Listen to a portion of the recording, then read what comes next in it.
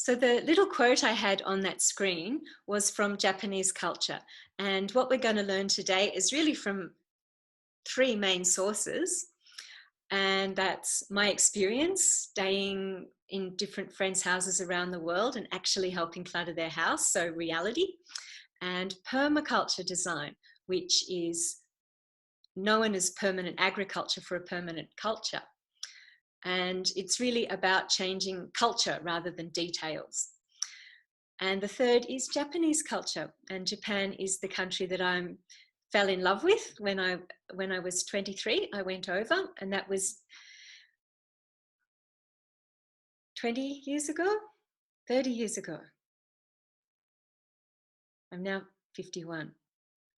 Yeah, maths isn't my strong point. It was a long time ago, and I've been going back almost every year, teaching permaculture and learning Japanese culture. And it's been what's let me have a share house life that's light and free. I looked up the dictionary to prepare for this event because words have power. And I wanted to say, so what is a sacred space? And according to the dictionary, there are 3 qualities that sacredness has. And here's a little picture of one of my favorite places, which was my balcony garden when I lived in Melbourne in Canning Street. And I'd spend about 4 hours a day there looking after my plants, studying Japanese, writing in my diary, and planning my life. So for me, it really was my little church. And looking back, it has those 3 qualities of sacredness. And here they are, according to the dictionary. One is separateness. So it's a place that's separate from the mundane. So in a sacred place, you don't see the seamy side of life, the dustpan and brushes. And the second definition was elevating. So it's a place where you feel lifted above your usual mundane pressures. And the third part of the definition was of good omen. And I thought, what does that mean? And then when I remembered that quote that you are the average of the 5 people you spend the most time with. And that's true of places too. So sometimes just being in a place that you feel as harmonious, you feel that this is going to spread to the rest of my life. So it's a little bit like magic. So those are the 3 qualities that we're going to be putting in one little space in our houses today. So as we go through, I'd love you to get your pen and paper and take notes when you get a good idea, because it's so surprising how they do get lost. And even take notes if you have a question like, this can't be true for me, or wouldn't this be a problem? Because the questions are really important, and we'll be making time for questions, which are my favorite part.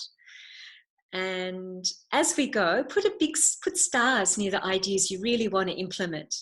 And if you really, really want to implement them, lots of stars.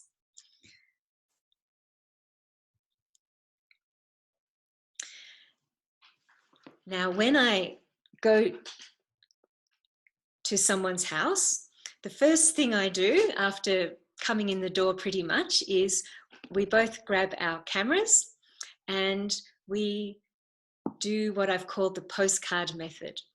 And that's something that in a few minutes I'd love to do with you. And the postcard method is a way to get people really seeing for maybe the first time their own natural genius sense of beauty, which everybody already has in their homes. We go through our homes with filters on, and we often don't see the things that are there just because we're so familiar with them. And we do that to our family and to ourselves. So this is an exercise that helps get the filters off. Here are some pictures that I took in my friend Remy's house. I'd only met her a few hours before. I went, and this is the room, the front door where I first walked in at 11 o'clock at night. And by 12 the next morning, we had decluttered her room and taken photos and started a whole new life together, and I lived with her for 6 weeks and we did workshops. But it all started with these postcards. So these pictures are little close-ups of existing harmony that were in this room at the same time. So they're there right now as you're looking. And she saw the pictures and said, wow. So she really saw that she is a great creator of beauty, and we're going to make more of that in her house. So I went upstairs, and that was her kitchen. And the first night I tried to make her dinner, and can you see the stove? It's got the black pot on it. That's the stove amongst all her stuff. And I wanted to make her happy because she was hosting me, and my cooking wasn't working, and I ended up crying and went to my room. And she finished the dinner I started and came and served it to me, and our friendship really started. After 6 weeks, that was how her kitchen ended up. It wasn't just me. She put on workshops for me because she's a great initiator, and the participants had come and they'd learn about zones and diversity, and bit by bit her house just turned into this ship of lightness. And it was only fun, and that's the direction we're heading. So you can see that what's in the postcards, and I always give the postcards a name. And we looked at her cards, and she said, I am a woman of natural unglazed materials with golden curlicues. So I combine sophistication and naturalness. Yeah, that's me. So they were her magic words that she used to then create this kitchen. And you can see the natural unvarnished wood look with the little golden sparkles of her jars and things she left out.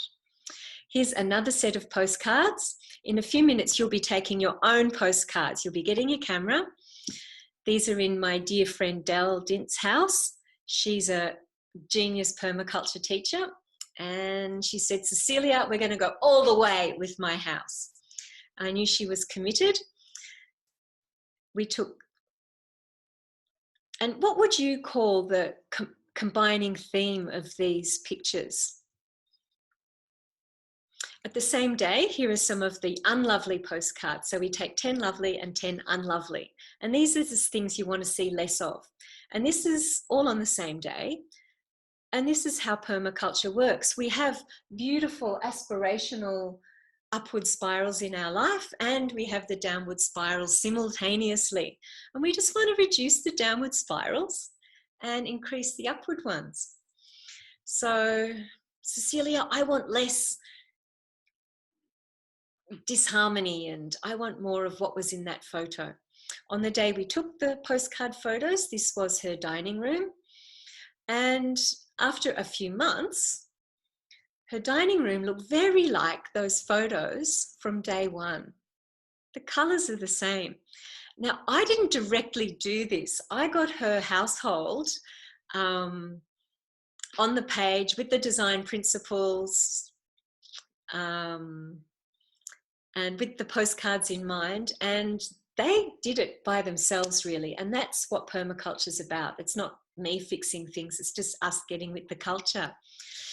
Now, I've called these postcards salted caramel with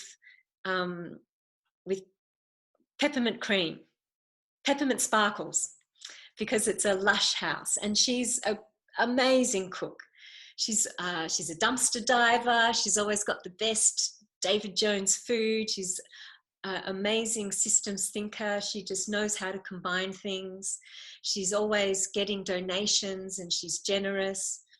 But she couldn't say no to people or to stuff. And now she's learned how to say no, and we will too. So I'd love to hear in your comments, write any comments on your impressions of the postcard method, or any ideas or thoughts or questions before we go and start making our own postcards. color, form, and texture are all important. So you might notice, wow, I'm someone that loves bubbly things. I'm a bubbly thing kind of a girl. So it's not just the colors or the shapes. There's so many ways that your style expresses itself. And nature is always beautiful. It's always beautiful. And when we get to our true nature, what we will produce in our homes is always beautiful. So it's really, the declutter process is telling advertising to go away, telling stress to go away. And it's really just subtracting all the things that stop us being our real selves. And I've seen like Japanese homeless people have these beautiful homeless houses on the street with their shoes lined up neatly outside, and they're using taste to put it all together. Creating this beauty is not about finances, because koalas and gum trees don't have money either. So can the names be anything? Asked Cordelia about putting names to your postcards. Yeah, let me think. Nouns, verbs. Yes, it can be anything. You could even use analogies. Lovely Robin discovered the DNA of her style as rainbows on natural, because she had a lot of wood, but she also had the really sweet, pretty pink and blue and green colours. And someone may say, oh, I'm a real pink and green animation kind of a girl. I'm Betty Boop. So it's all about opening your eyes up to what's here, as Jen said. So let's now stand up, grab your cameras, and I'm going to hand it over to Katie to get us in the right energy. But the mission is take at least 3 close-ups of combinations you find lovely. So I don't want you to go and take a picture of the photo of your grandkid on the wall. No, it's about relationships. So why do things make each other look good together? Why are they a family? Why do they make each other sing? So 3 at least lovely photos, and then 3 unlovely photos. I don't really want to look at this. And then after we've done that, we'll be coming back into a breakout session, and we'll be able to share our photos with 3 other people. And you can do that just by holding up your phone. And they'll help you find the words that describe your naturally beautiful style. So let's get our bodies in search mode. Over to Katie. Okay, so the one thing I really want to do is, and you can hear me okay? I really want, as you go out with your phones to take photos of your spaces, I want you to notice how you feel, particularly when you come across things that are not so beautiful. And there's something that happens in our bodies and in our eyes and our brain when a space kind of turns us off, or we don't feel good about it. I just want you to notice how you feel as you come across that space. And there could be a word that comes to mind as well. So it could be a feeling of, oh, I've neglected that, or I feel a bit of shame or heartbreak. So the bits that are your not pretty postcards. And then as you're taking your postcards, notice how you feel when you come across the beautiful combination. So have a real body-centered mindfulness so that we really understand how our built environment around us affects us as a person. So one thing we'll do as we go out is we're going to cover our eyes with our hands. And this is the stuff we don't want to see. And I want you to just feel like, oh, I don't want to see that corner. I don't want to see that drawer. I don't want to see that desk. And really have that sense that we actually shut down our vision, and have a sense of that feeling as you walk around your house. And now what I want you to do is to really open up your vision and to really look around and see. Big, wide open eyes and open heart, and turn and look around with the space that you're in and where the light is and where the dark is, because we're missing out on the beauty when we're trying to hide from the not so beautiful. Interact with your space now. Go take your photos, but notice how you feel in your body and see if the eyes can open. You're putting on Cecilia glasses. Off you go. I'll see you back in what, how many minutes? 2 minutes. 2 minutes.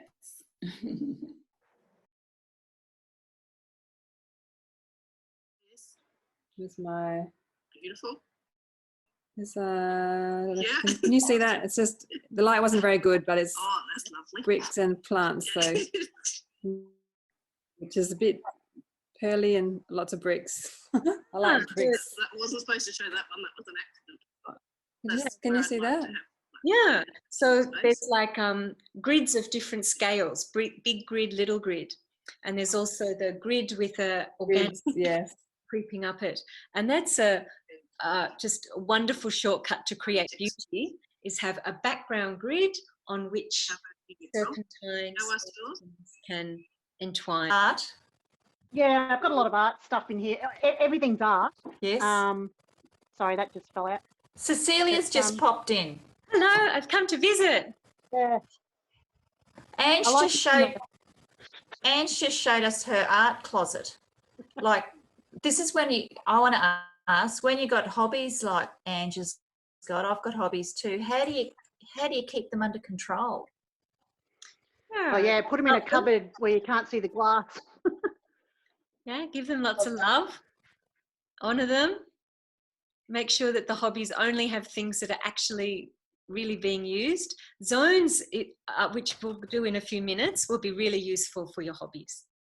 Hello and welcome back. So I'd love to know what you've discovered. And I'd love to hear any ideas in the comments that you found out about your sacred space. I know Nicole showed me some photos that she took, and it's a classic way to create beauty. I often see in Japanese art, there's a background grid, very regular, and something serpentine painted on it or going up it. And that's a really classical way of making beauty. And it's funny because it reflects humans too. Like, I'm very twiny and creative and go off in all directions. And I love those solid grid-like people that give me regularity. So physical beauty, or the harmony that is visual, often reflects some kind of spiritual truth that we need each other and these things need to be together. Yeah, so from Robin, messy spaces feel restrictive and photos of beauty bring a feeling of ease. Okay, and from Katie, the spiritual truth of a conscious space representing a conscious moment of interaction where you're really present. And it takes a lot of zoning out to live with disharmony. From Louise, the issue about the conflict between beauty and functionality, that's where all the fun happens. So when you get something to be beautiful and useful, that's when life gets exciting. And the Japanese are brilliant at this. And it was such a revelation to me when I was at tea ceremony. And they were passing around a tray of sweets. And I was instructed, please take away your sweet from a spot in the tray so the remaining sweets look pretty. We're making a work of art as it goes around. We're thinking about the balance. You don't just take the next sweet. You think of how it looks. And the Japanese make toilet paper scapes of their rolls of toilet paper. They make any practical thing into a composition. And the longer you're in the country, the more you realize there's thought behind almost everything. Even the suitcases in Narita Airport that the little guy down in the dark basement puts out, he puts them out in an arrangement so it's really easy for you to take. He's made it lovely. It's tough being Japanese. It's a really constrained little country and tough culture, so they find all these ways to enchant our physical environment. And it's getting the beauty to be the functionality, not something you slather on top. So permaculture declutter is not about adding little statues or icing of beauty. The things that are practical are the beautiful. Yeah, so Katie's. So do look at the chat, people, if you know how to go to the 3 dots and you can see the chat box. Wires are stressful. They are. So I've become quite an artist of managing my wires. It's almost a whole webinar. Mess feels like heaviness in the pit of the stomach. And we live with that.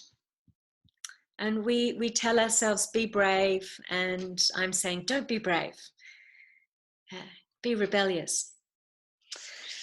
So good on you and well done for seeing things anew and putting on your new set of eyes, and may they never go away. So next, I'd like to tell you the story of Sachiko and the declutter work we did together. And this will take about 10 minutes. And after that, we're going to do hands-on declutter of your space. And Katie will get us going, get our bodies going for that. This is Sachiko. Sachiko is like a lady in a magazine. She's got a high-powered job in a cool company. She wears beautiful clothes and goes to the beauty salon. But I was called in to come and do a declutter with her because Sachiko was depressed. She spent the last 6 months basically sitting on her sofa at home. She couldn't work and things had to change. So Sachiko's home isn't like Sachiko when you see her out and she's wearing a really carefully arranged clothes. This is the sofa from which she spent her 6 months. She's got a beautiful husband, lovely kid. He's really supportive and they just want life to be better for her. So here's what we did in 3 hours. You can see me in the corner and there I am and I'm rearranging what I think is her sacred space. It's a spot where she's put her beautiful things and I think she's put them there to inspire her. So I knew that getting this right first is really important. And her sacred space, when you looked closely, had a few kind of aggressive things in it. And that's part of life. But here's how together we left her sacred space looking. And I'm going to show you the principles that we use to make that happen because you're going to be doing it in a few minutes too. Now, when I arrived at Sachiko's, my heart started beating really fast because I was really worried that I could not find any nice postcards. I just couldn't find harmony anywhere, but I did my breathing and calmed down. And here are some of the postcards that I found. And when I showed them to Sachiko, she was so excited. She was like a little girl saying, yeah, where did you find these? I love them. And we worked out that she's a gradations kind of a lady and that her style is gradations of texture. And that's what she was wearing when I met her, like beautifully textured, humble colored clothing, really subtle. And she got so excited seeing these cards.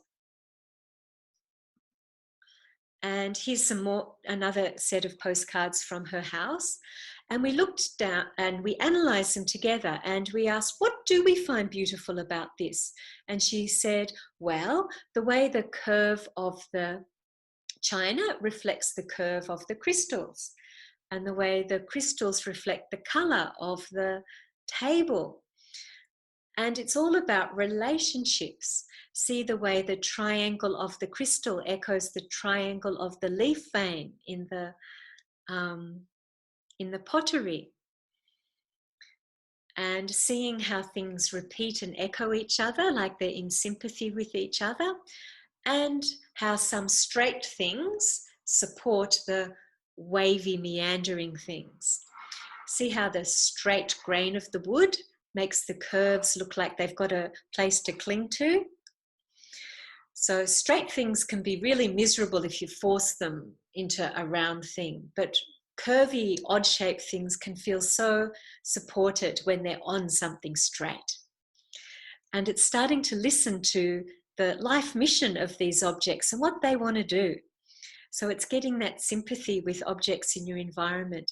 And that ultimately helps you get sympathy with yourself and start listening to yourself and what you and the people in your life want to do with their life energies. So there's Elegant Sachiko, gradations of texture lady in her silk humble skirt and her silk humble blouse, getting a vision of how her apartment can start to look like her. Unlovely postcard. What's wrong with this, Sachiko? I asked. And we worked out things don't want to stand up to attention. They want to have a rest. So let long things lie down. Broken things want to be fixed. And the tangle of cords would love to be made straight. Sachiko, every time you go to do yoga, you've got to see this book, angst cover. What's going on here? Ah, she said she didn't notice. Her beautiful soma therapy, which are meant to be filled with light, are hiding behind the cords.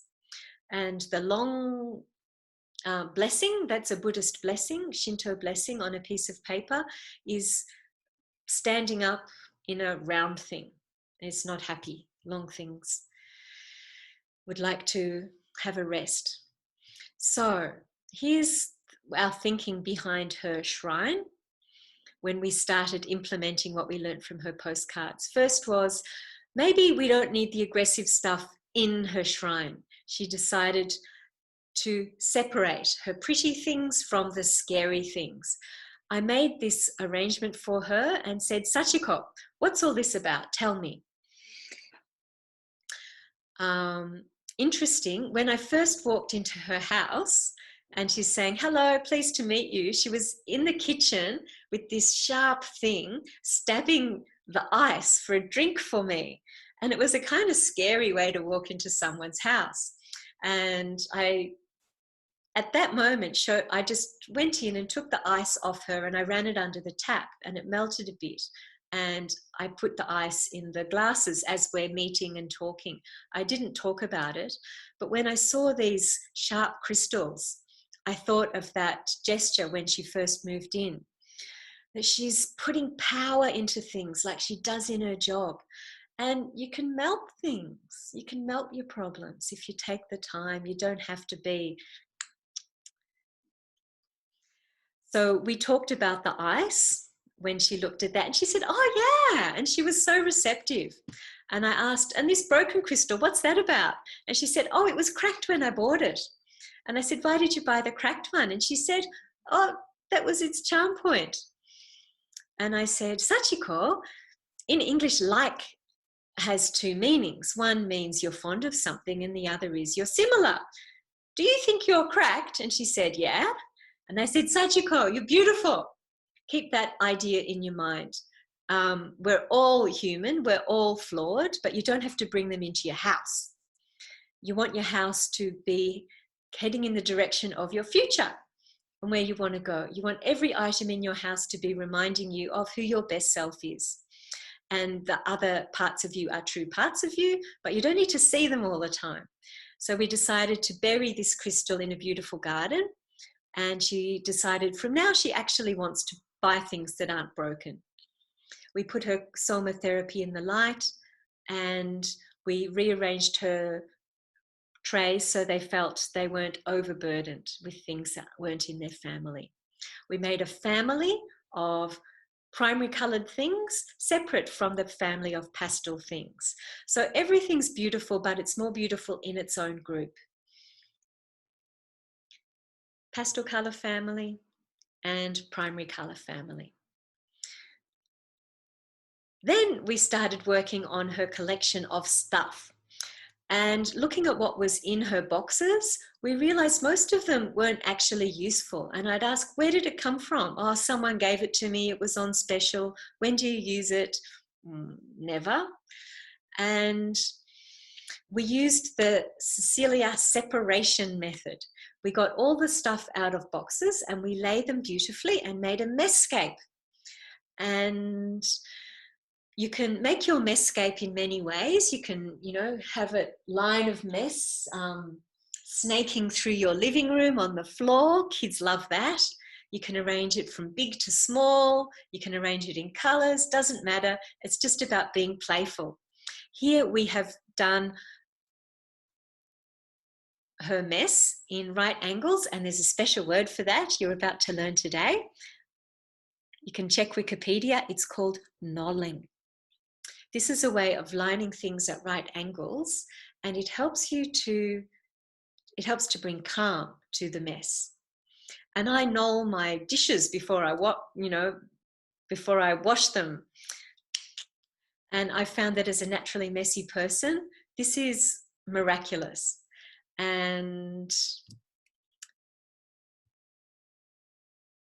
more of knolling next time. So bit by bit, we started digesting the stuff in the drawers, and we realized, well, this can go to the op shop, this can go to another friend, this goes in the bin, and hey, I don't need the container. So the whole set of drawers got subtracted, and then we moved on, and another set of drawers got subtracted, and the car's getting full of stuff for the op shop, and the front door entrance is getting full, and she's sending pictures of things to friends. Do you want this cupboards? And she's getting pretty excited. And then we realized we could move the sofa that she spends her life on so it's facing the light, and looking at her balcony with green on it. And there she is with her dustpan and brush starting to shine. And you can see the pile of things in the front that are ready for donation. And by the end of the day, she decided, as well as the sofa, she wanted a place to lie in the sun to get her vitamin D, to get cheerful, to do her meditation. There's space for the yoga mat beside. The yoga mat's now lying down, resting under the sofa, and she brings it out. She can look at garden and the river, and she's got a mountain at her back when she does the yoga. No clutter and mystery. There's a mountain at your back to feel secure and protected. No one's going to invade you. And a river at the front, literally in her case. And that's the feng shui of how to feel really calm. Support at the back and interestingness at the front. And we did it, and it took 3 hours.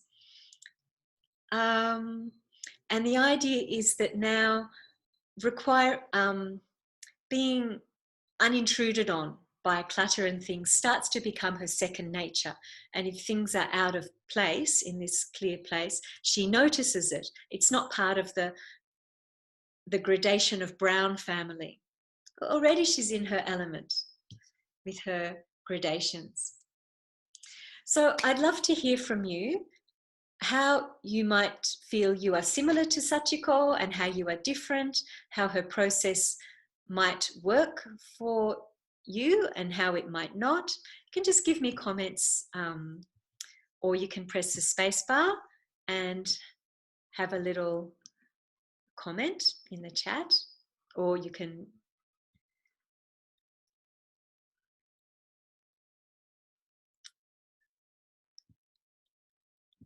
give a comment on Sachiko, or you can just write in your notebook anything that you found interesting. Put that down. Can I do a quick comment now? Please. I notice that whenever I kind of just shove something into a cupboard or leave something kind of dangling or not quite cared for, it then reflects back to me a little bit of a message, and that's how I know I'm not doing that great in myself. So then when I look around my house and there's like 3 or 4 or 5 things that are a bit chaotic and uncared for, I'm like, okay, it's time to take stock. I really need to start slowing down, taking care, and just being mindful and present again. Yeah, so our house talks to us and it tells us how we're going. And so it's an extreme two-way thing. When I can't control my mind, When I'm upset, I go and clean the shower and I calm down. I use my adrenaline on something physical. And like Katie says, house tells you how you're going.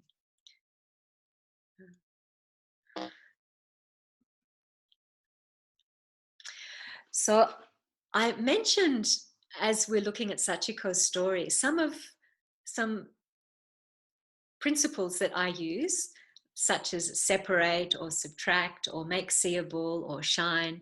And these reflect permaculture principles, but I was astonished to find that they're also part of the Toyota way. I learned this when I was doing a declutter and someone's engineer husband said, oh yeah, straighten, subtract, that's 5S. We have to learn that at work. And I looked it up and indeed it was. So now I'm going to give you, as we do a practical exercise, an overview of Toyota's 5S that if you're an engineer, you might have heard of before. Permaculture is about generating value from what looks like not value. How to get food from just air and sun and water. How to get unloved things and turn them into something valuable. And Toyota, similarly, are about how can we waste less than any other car manufacturer so that our stuff's more reliable and cheaper than theirs, because they've got the same customers, same raw materials. How do we make our process amazing? And what works to be generative, whether it's permaculture or Toyota way or tango or yoga, is basically the same principles. So, introducing 5S.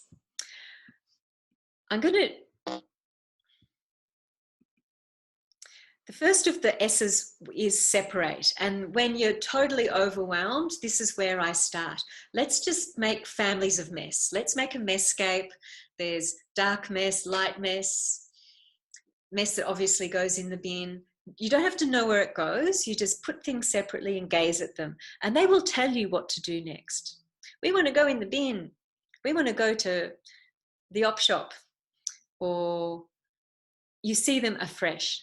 So take things out of the desk, line them up in the carpet, and separate into families is a great way to start. Subtract. After you've separated and you can see things clearly, you can start thinking about what doesn't belong here. Later, I'll be explaining zones, which is really helpful in knowing what to take away. Things will tell you, your clutter will tell you, I need to be here. You paid good money for me. You put a lot of effort into getting me here. There's the sunk cost fallacy is one of the best allies of clutter. You've already paid the money. The money's already gone. Don't let the space be gone as well. Don't let your serenity be gone as well. You already got the joy of that op shop find or spending the money. You're allowed to let it go. We lose everything in the end, even this lovely body of ours, everything we love. Oh, even the iPhone I'm not going to have. So it's great to practice letting things go as a spiritual practice. Okay, make seeable. So much clutter is because we have clutter. And it's really common that I'll go declutter under someone's kitchen sink and they've got 6 cans of Mortein. They couldn't see it, so they went and bought another one because there was so much clutter.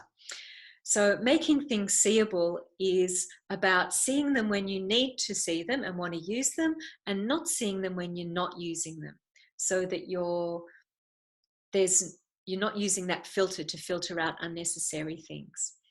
Make shine. That's in Toyota about cleaning and making things beautiful. And in the Cecilia permaculture version, it's about making things smile and be their best selves, so that anything that's in your house feels that it's in its element. It's got enough space to be in. It's not falling out of the edge of the bookshelf. It's living its purpose. It's being used, and it's smiling, and make second nature. So let's look closely. And as now is the time we are actually going to stand up, have a stretch, and start using these principles with one eye on the screen and me, and one eye and your hands on your sacred space or a space to create. So let's stand up, and I'm going to go through these as you go to your space.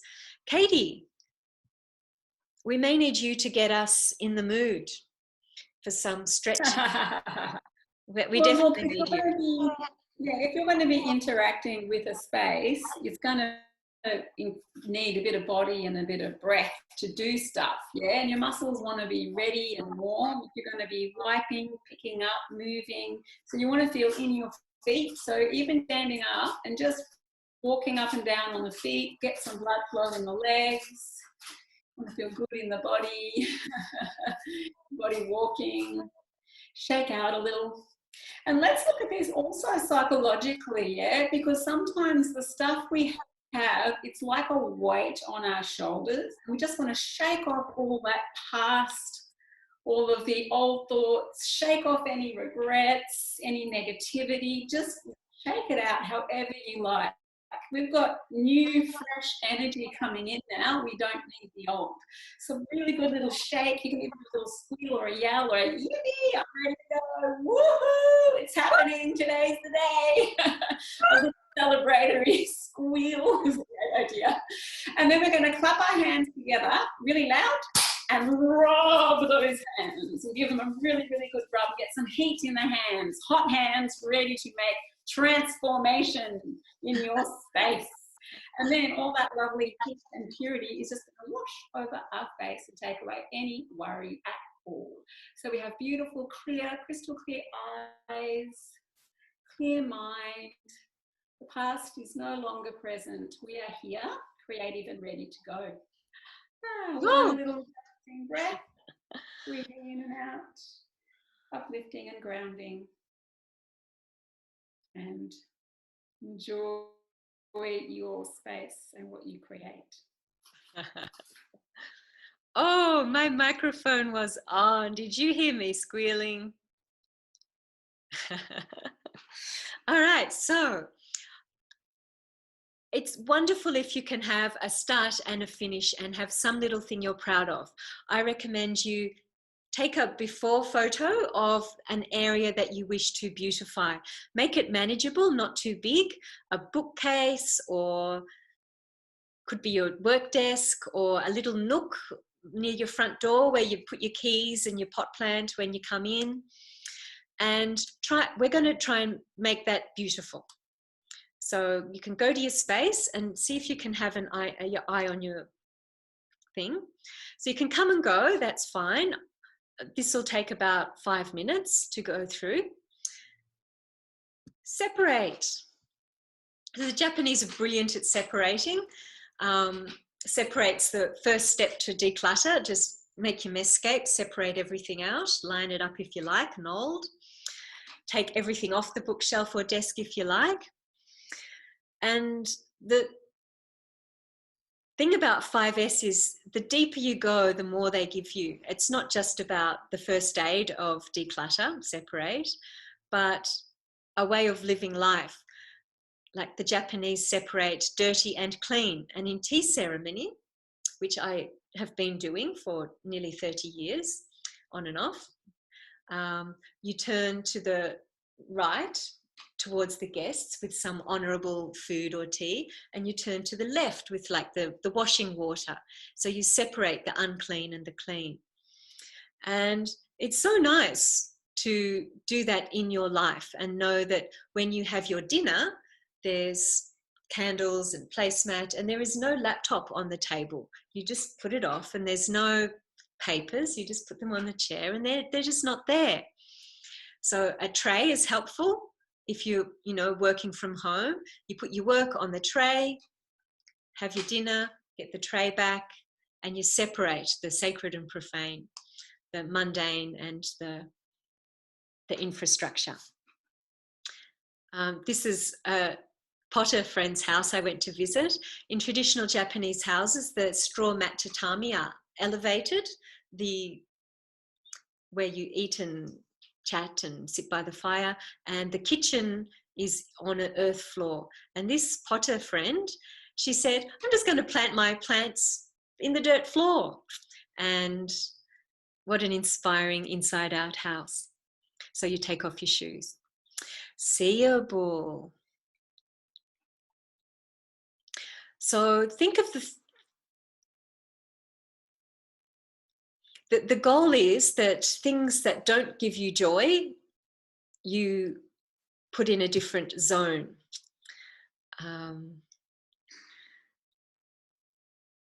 Now, so that unless you want to see it, you're not looking at it, and you don't have to hide your, dampen down your perception.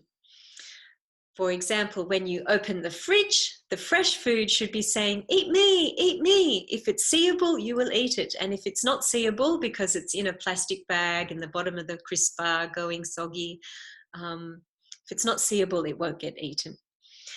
So you might want to think, which books in my bookshelf do I want to be looking at every day? Maybe none of them. Maybe my bookshelf, my favorite books are just 5 and they'll be beside the bed, and others will be in my friends' houses. Or maybe they'll be in another zone, which we'll come to later. So one thing that helps make things seeable is knolling, lining things up at right angles. So when I'm working, I finally learned, naturally messy me, that if I take a time for a micro meditation and put things at right angles, it means I'm being careful to be putting them in actually a good place, and I'm not going to later be saying, where's my notepad? Because I took that extra 2 seconds. Now, if you go to a Japanese restaurant, it's really obvious if they're really Japanese, because all fully trained Japanese are aware of having things at 90-degree angles. Look at this sushi chef. You can see that the things that are in action are at an angle, and the things that are dealt with are straight, so your mind doesn't have to think about them. And her little bamboo thing, she had to straighten. It's become second nature. See how it's crooked? She straightened it. So that's a fun thing. If you choose to do it, it's so much fun. If someone in your house is forcing you to do it, it's hell. So never force anyone to do this. You can only inspire them into it. Subtract. So reduce useless diversity is a great permaculture trick.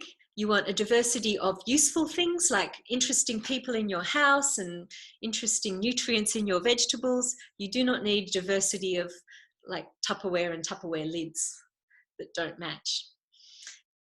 So in this little sacred yoga space, you can see how the lady has reduced diversity of colours, just one little family, and it helps to keep things really calm.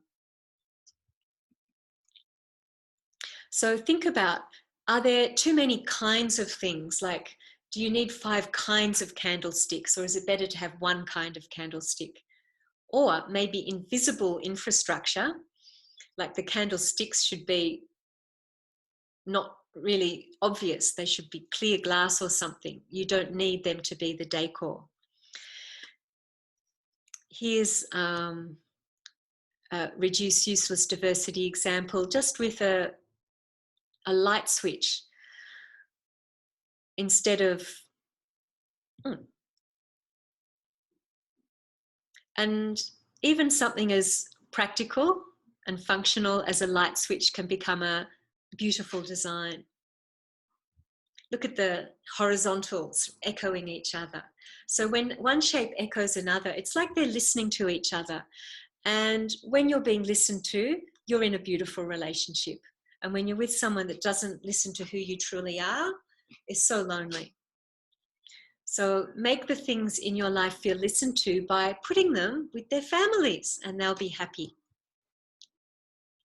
So as you're going through doing your 5 S's, here are some things that you might wish to subtract from your visual field or even your whole house.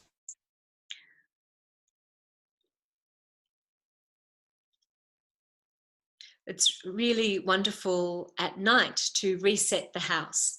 And some of my declutter clients, instead of saying to their children, tidy up kids, they say, hey kids, let's reset the house for tomorrow.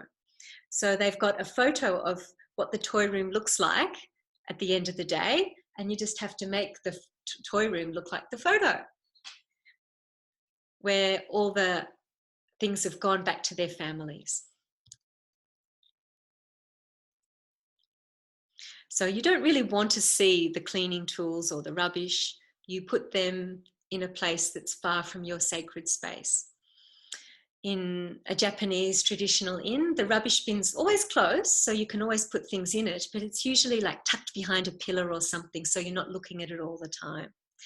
And they don't have round rubbish bins because you can see into the rubbish. They'll have a long, narrow one, so you don't see in. They think about everything. Shine. So even the humblest things in your life can be beautiful. In 2 weeks, I'm doing my signature workshop, which is permaculture starting at the kitchen sink. And this is an example of a before and after. My friend's in Mullumbimby up at Byron Bay. So this is her clean kitchen. She's washed the dishes. Everything's as it's meant to be. But this is as it could be and as it is now. So this is a smiling kitchen sink. The morning fresh is now the star. It feels listened to because the flower is reflecting who it is. We just found the flower in the garden by itself, not being loved. And everything there feels it's really contributing to something great. And isn't this a much better place to cook than this? So the first night when I came, we went and had chips at the Billy Nudgel pub. And the second night, after decluttering, we had quinoa salad. And we didn't make any conscious decisions. It's just how we felt because the kitchen sink was smiling at us. Any comments you want to make on this sink? Anyone who's not too busy with their own decluttering? You can press the space bar. You can write in comments, in chat. Cecilia, I was just wondering how your friend managed to put away the rack, the dish rack. Ah, yeah. So that's a Cecilia thing. And when I do a declutter, I recommend everyone takes away the dish rack. And they can't believe me in the beginning. And about 90% of people actually end up keeping it away, and 10% of people keep it, especially if they've got babies with bottles or things. She has a dishwasher. So I teach her that a dirty dish should be either on your table or in your hand or in the dishwasher or moving through the sink. They shouldn't be sitting on the sink. And after you wash it, you let it drip for, 1 minute, and then you dry it and put it away. Because if you've got a whole lot of things drying in the dish rack, then the flow stops and you don't want to wash the new ones. And when you wake up in the morning and there's things on the rack, you feel like you're still in yesterday. And we talk about, let's not leave our rubbish for future generations, but the future generation of yourself is a real thing. So dish racks we're given this illusion that they're needed. If you're washing dishes by hand, you can take it out from, I keep them in the cupboard under the sink. You can put a little nail or something so it doesn't flop around. Take it out, put it back. Takes 2 seconds. And people fall in love with this. Any other questions? I think we're in question time now. We are. So we've got one more S, but let's keep going with some questions. Now, we have a challenge, which is we only have officially 2 more minutes to go. So would like to know if people would like to extend for about 10 minutes or so. Katie, what do you think? Everyone else. If you're okay to stay a little bit I'm happy to longer, keep going. I've got about yeah, give me a little wave. All right, so I'm going to try and go a little bit swiftly, and you are definitely welcome to send as many questions as you like afterwards, because you are in my team now. We've spent time together. I care about you, and I want you to have beautiful results. So now's a good time to ask questions, or later in the chat box or in an email. So any comments or questions on your declutter action so far? I know you've, yes, Lucy. Can you hear me? If I can, I've unmuted you. Okay, kids' school artwork and ongoing art projects and kids' memorabilia, like it's so hard. Once I start doing that, I sit and I read it and I go, I can't throw that story out because it's really good, and yet they all accumulate. And so what I'm doing right now is I'm sitting in a pile of stuff, and I probably won't get the job done by the end of this session, but at least I've started. But I think it's going to end up with me questioning, you know, let's see how we go. Katie, do you have any answers? Yeah, I do have a lot to say about that. In this little action that we've just done in the 5 S's, I've just completely put away a bag that I've had sitting there for 6 weeks. A bag of just stuff that no one wanted to do with. And in it was kid stuff. So, firstly, you must have a large box, clear box with a clear lid. I'll just mute whoever's not muted. Good. So that all of the special things go in that box. Now that box cannot be full. It must have an empty space at the beginning of the school year so that you know this is for their artwork as it comes, and all the precious items, it must be big so large artwork fits in it. So get that empty box or 2 ready at the start of the year. With the things that you think are precious, simply do what Cecilia says. Separate everything out and then put them into families. Oh, I love this because of this quality. It shows I have this new skill. I love this because of that quality. That's got this new style. And then once you've got it all into, why is Cecilia shaking her hands at me? Then you can keep one that represents that thing that you love about the 10 art projects. And that's all I want to say.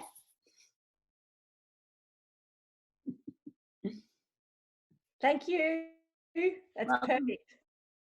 Great. Can I say something? Yeah, so being selective is something that really helps. And when you see it as part of a family, it's okay to let go of. But you will never get these back again. So keeping children's artworks really precious. I recommend discourage large sculptures. Paper's so easy. And always take a photo before you throw it out. Yeah, take a photo. That's the important thing. All right, so keep your questions going. There's one last thing I want to show before people must leave, and that's zones. Zones are so powerful. So this will help you make your seeable 5S real. Here's how zones work. I'll just, I just have to close something. So in a permaculture farm, zones look like this. The place near the sun where your house is where you spend time. And that's where you put things that need you and you need them. And they need attention. So the strawberries, if you don't eat them as soon as they're ready, the birds will get them, you put them in zone 1. If you go down the zone 2 are things you go to, you know, maybe once a day, and they're fine without you. It could be the chicken coop. You don't want them too far because you don't want to be wasting time as you walk back and forward. So once a day, not that important, zone 2. And the road between zone 1 and zone 2 becomes also a high value place where you may pick lavender and pick flowers. Zone 3 is maybe where the farmer goes once a week to, you know, pick his pumpkins or vegetables. Zone 4 once a year, to get is shiitake mushrooms, and zone 5 is nature, untouched and wild, left to have its own life and make its own families without humans interfering.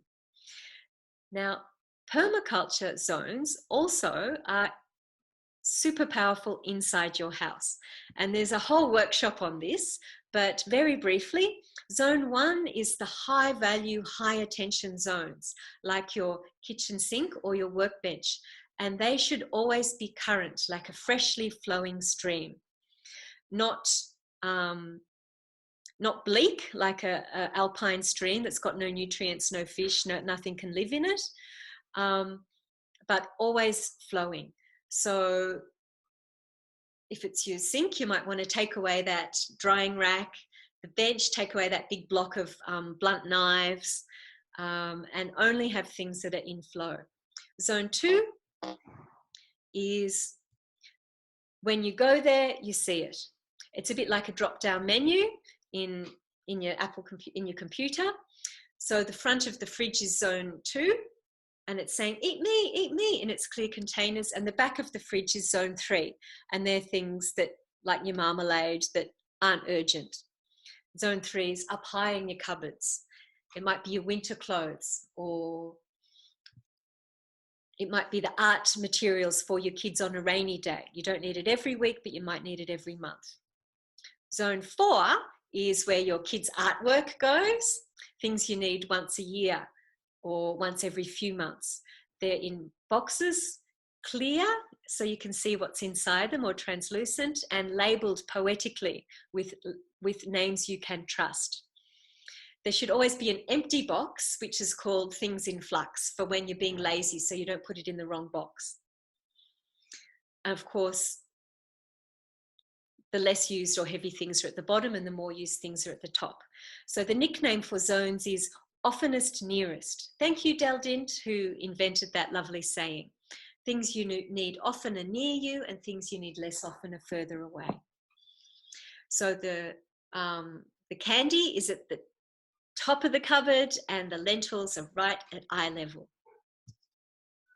This will have a huge effect on everything in your life. I learned Japanese by the power of zones. I realized I wasn't improving. I put my textbook, my pencil, my notebook on my breakfast table before bed, and when I woke up, the magazines had been taken away. There was nothing to do. And I'd say, I'm not studying. I'd start eating. The book was open. My eye would fall on the page, and there was nothing else to do. And before I knew it, I could speak Japanese. So zones are really powerful. And zone 5 is all the nature that is not landfill because you didn't do retail therapy shopping, and because you weren't, you were having a low footprint life and helping all your neighbours to do the same. So that's zones, which is pretty revolutionary. Here's a last before and after I'm going to show you. This is my garage from the house that I took over from my brother in Sydney. I'm a big believer in less stuff, more people. I have a lot of volunteers come and stay with me, and I'll be setting up my next new permaculture wonderland in Rosanna, thanks to beautiful Robin Boyd, who's partnered with me in making Retro Suburbia Paradise. So here's the before of the after photo of the garage. I want you to imagine this with a car in it. Imagine the garage doors closed and that it's got all the storage of a typical Aussie guy. So that's the room before. So parts of your life that look at the moment like this, we can digest all the stuff. We can find better homes for it. We can see if it can be donated or give to a friend that you don't really like. Less stuff, more people. So I would like now, with Katie's help, for you to think about the new possibility for what's next for you. Katie is unmuted.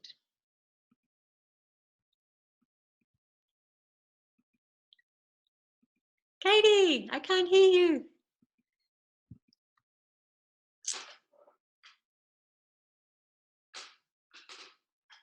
Okay. Yes. Yeah, I'd really like to check in with everyone and how they're going. Just this last 20 minutes has been packed with information. We've had 5 S's: separate, subtract, make seeable, shine, make it really beautiful, and then second nature. And I've just put some things in the chat box about what second nature might be all about. And then we've looked at zones and how you really want to put things where they belong. Don't have things that should be far away close, or things that you need close, far away and hidden over all these other piles of stuff. So just to help us really sort of digest that a little bit and see where you're at. I would like to also know just quickly, how many of you have actually gone into a space today and started to digest a space? And if you can just write in the chat box, me. So if you actually related to your space, interacted with it in some way and made some change, I just want to see. There's so many me's popping up everywhere. That's what we want to know. That is so great. Wonderful. Okay. And how did it feel to do that? You know, like we have an idea in our head, oh, it's going to be so heavy, it's going to be so hard, that box has been there for 10 years, there's no way I can touch it. It's sacrosanct now. I can't touch it because I just can't. I don't know why. So hopefully you're starting to actually just pierce a little bit of your consciousness, a bit of your light into the space that surrounds you, and it can shine back on you. Oh, this is great. So a nice yogic way to kind of come together and to finish is to do an embodying practice. And that is to feel into that lovely feeling of the space when it really is shining. And I just want you to feel in your body how you feel, in your breath how you feel when the space shines back at you. It's really what you want yourself to see. And maybe a little gesture or movement about how that space makes you feel. Oh, I feel spacious, or I feel loved, I feel valuable. Like just a little gesture that makes you go, I love this space. Or what a relief, you know, just to not have that mess there. So can you find your gesture? And we might even do a little gallery view so we can share and get inspired by each other by our gesture. So this is your gesture where the space that you've interacted with starts to really shine back at you and show your personal style. How do you feel? Oh, it's lovely, relief. It's really great to get the body expressing, look at me, look at this, look what I did. I love that. Thank you so much. That's beautiful, Nicole. Yeah, have a little feel. Suddenly it's a space I want to be in. I want to take up this space rather than it crowding me out, and I can't even be in my own space because everything else is too noisy. So it could be I want to be here. The space celebrates me. Please do find a little gesture, because that's what you're going to have in you. Good. Now that you're warmed up and get the idea of gestures, we do a little phrase, and the phrase is, I am. Cecilia's got I'm inspired too, but the phrase is actually I am embracing. What is it you're embracing as you leave today? What inequality in yourself is really bubbling up and sparkling, and you could be embracing, it could be the quality of expansiveness. You could be embracing strength. You could be embracing decisiveness. And it's great if you can do a physical bodily gesture of what it is you are cultivating more of in your life, more of in your body, more of in your breath. So having interacted with your space, What inspired you and what are you embracing? One word, one gesture. I am embracing clarity. So choose your word and give a gesture, and we're going to share and see it. So if you could share your gesture now, that would be so great, because we can all go on gallery view and we can see what's happening. Strength, power. Yeah, I love that. Openness, beautiful. You can just say it in your own mind and your own heart, of course. There's just a nice, generous togetherness when we all share our gesture. Can I have 2 more gestures, please? Ooh, babe. Oh, that just means so much. Thank you, Kim. Great. And those who don't have their video on, I hope you're also giving it a good go. Let the body express what we want to feel for ourselves. Also, you can write down this word, I am embracing, and the word, and on a little pretty piece of paper, and pop it in your sacred space. So every time you walk past, you remember what it is you're cultivating in yourself and in your space. Thank you. Thank you, Katie. Ah, that was lovely. So on that note, I'd like you to keep the feeling of what's you're now embracing as you go into your next bit of life. And I've said that declutter is a team effort, and it's so great if you've got friends to help you. I'm a resource, and here are some resources. You can hire me, but I only do like from beginning to end, so it's a big commitment. Much easier is come to my webinars, which I'll have on different topics and different declutter stories, because I've got so many. Join my blog, which is free, and I've started doing lots of how-to stories. And get a buddy. Call up your long-lost cousin, bake them a fruitcake and say, I'm doing declutter and I'm really scared and I want you to help me be the best me I can be because you're my family. And they'll just say, oh, and they'll be on your side and they'll think you're a hero. So never hesitate to ask anyone to come and help you. Go to my blog. You just Google Cecilia Macaulay and subscribe. Events are on Eventbrite. You can sign up there to get notified about any events. Now, my big goal for my clients is that they become my team. And it's so common that when I teach someone to declutter, they just fall in love with the process and they start teaching their sister and their neighbors and they get really good at it. And I've started to put my former clients on my website and they're getting like jobs, and that's wonderful. So if you get good at this and you have good before and after, I'll put you on my website. It's just a gift to the world because you're a gift to the world. And so am I. So I would love to have your feedback. You can write in the chat box now what you got out of the event today, what your new possibilities are, some things you're definitely going to go and do.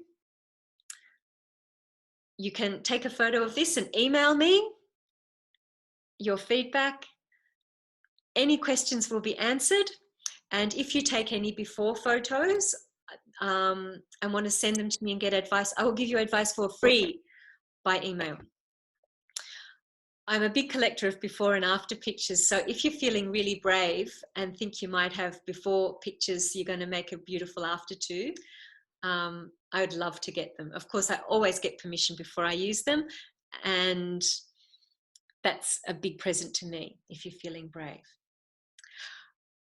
I will help you. This is fun, more fun than anything else. So I think this is the time where we think about our enchanting words, which is the words from our postcards. Rainbows are natural, gradations of colour, and go forth and make your beautiful space. Thank you so much for joining me. Thank you for your gifts to me. And I so look forward to what's next. So I'm going to go and have some tea and say goodbye. Thank you. And I would like to thank my beautiful sister Katie for being the container that holds all my jumble of inspiration and bringing the calm and focus and presence and mindfulness, without which there would be no Cecilia and no webinar. So thank you, Katie. It's a total pleasure working with you. I love it. I feel very blessed. So